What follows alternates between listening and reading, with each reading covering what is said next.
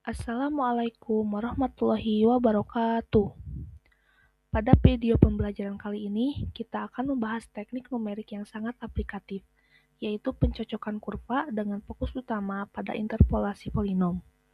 Kita akan membedah berbagai metode, mulai dari yang paling sederhana seperti interpolasi lanjar, hingga metode yang lebih kompleks seperti polinom, Lagrange, Newton, dan Newton-Gregory. Mari kita mulai pembahasannya. Dalam komputasi numerik, jika kita memiliki sekumpulan titik data dan ingin mencari fungsi yang menghubungkan titik-titik tersebut, kita menggunakan metode pencocokan kurva. Metode ini terbagi dua, yaitu regresi dan interpolasi. Kapan kita menggunakan regresi? Regresi digunakan jika data hasil pengukuran kita mengandung derau atau galat. Karena datanya tidak mutlak akurat, kurvanya tidak perlu melewati semua titik. Cukup mewakili pola atau tren kelompok data tersebut. Sebaliknya, interpolasi digunakan apabila data kita memiliki ketelitian yang sangat tinggi. Pada interpolasi, kurva fungsi dipaksa harus benar-benar melewati setiap titik data yang ada tanpa terkecuali. Jika kita memiliki sejumlah titik data, katakanlah ada n plus 1 buah titik yang berbeda. Tugas kita dalam interpolasi polinom adalah mencari sebuah fungsi polinom yang melewati semua titik tersebut. Syaratnya mutlak. Nilai fungsi pada titik tersebut harus sama dengan nilai data aslinya. Setelah fungsi polinom ditemukan, kita bisa menggunakannya untuk menebak nilai di titik lain. Jika titik yang kita tebak berada di dalam jangkauan data awal, prosesnya dinamakan menginterpolasi. Tapi jika titik yang ditebak berada di luar jangkauan data, itu dinamakan mengekstrapolasi. Bentuk interpolasi paling dasar adalah interpolasi lanjar atau linier. Ini digunakan jika kita hanya punya dua titik, dan kita menghubungkannya dengan sebuah garis lurus. Jika kita punya 3 titik, kita gunakan interpolasi kuadratik yang akan membentuk kurva parabola. Untuk mencari persamaannya, kita harus menyusun sistem persamaan lanjar dari ketiga titik tersebut, lalu memecahkannya menggunakan metode eliminasi Gauss. Namun, mencari persamaan polinom menggunakan eliminasi Gauss ini tidak disarankan jika titik datanya sangat banyak, karena sistem persamaannya bisa berkondisi buruk dan rawan galat.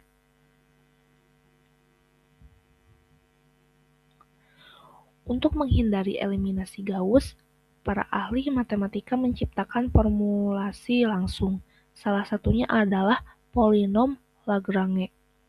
Pada metode ini, polinom dibentuk dari jumlahan pembobot nilai Y dikalikan dengan sebuah fungsi L. Fungsi L ini didapat dari perkalian rasio selisih antar titik X. Meskipun rumusnya terlihat panjang, metode ini menjamin kita bisa menemukan kurva interpolasi tanpa harus menyelesaikan matriks persamaan linier. Sayangnya, polinom Lagrange memiliki kelemahan komputasi. Jika kita tiba-tiba ingin menambahkan satu titik data baru ke dalam hitungan, kita tidak bisa menggunakan hasil perhitungan Lagrange sebelumnya. Kita harus menghitung semuanya ulang dari nol. Untuk mengatasi ketidakefisienan ini, kita menggunakan polinom Newton. Polinom Newton bersifat rekursif. Artinya, jika kita menambah titik data baru, kita cukup menambahkan satu suku baru di akhir persamaan tanpa mengubah suku-suku yang sudah dihitung sebelumnya. Suku-suku ini dihitung menggunakan sebuah tabel yang dinamakan tabel selisih terbagi.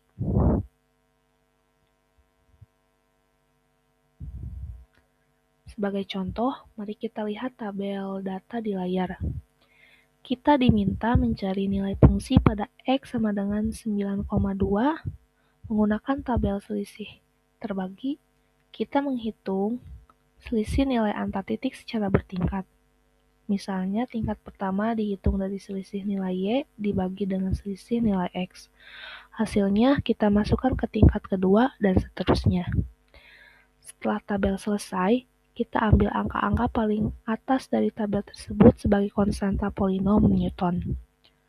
Hasil perhitungannya memberikan taksiran angka 2,219208, yang mana sangat akurat dibandingkan nilai sejati fungsi logaritmanya.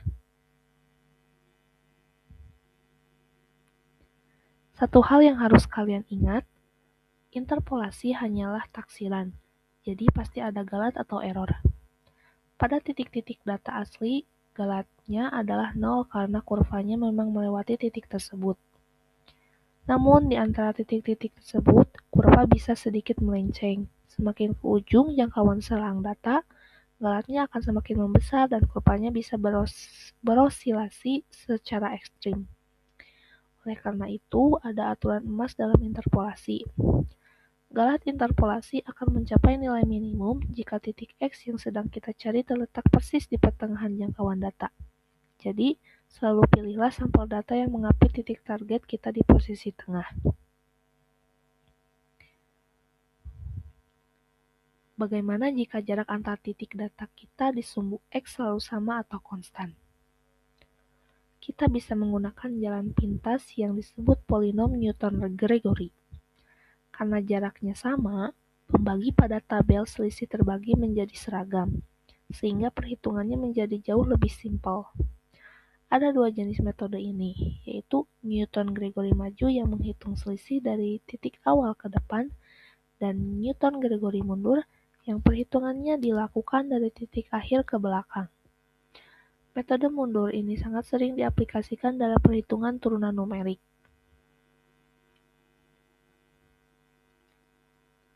Terakhir, kita membahas interpolasi dwimatra atau dua dimensi. Ini digunakan apabila fungsi kita memiliki dua variabel independen.